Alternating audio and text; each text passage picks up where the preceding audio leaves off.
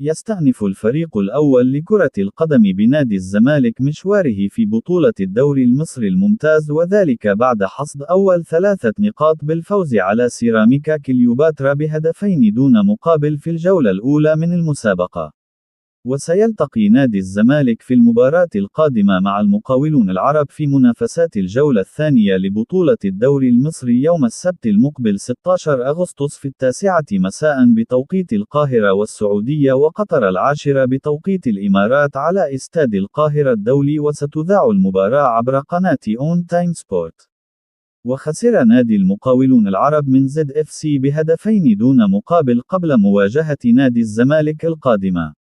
ويتصدر نادي الزمالك جدول ترتيب المسابقة بالتساوي مع المصري البورسعيدي وزد اف سي ب3 نقاط لكل فريق. وسيلتقي نادي الزمالك بعد مباراة المقاولون العرب القادمة مع مودرن فيوتشر في منافسات الجولة الثالثة لبطولة الدوري المصري.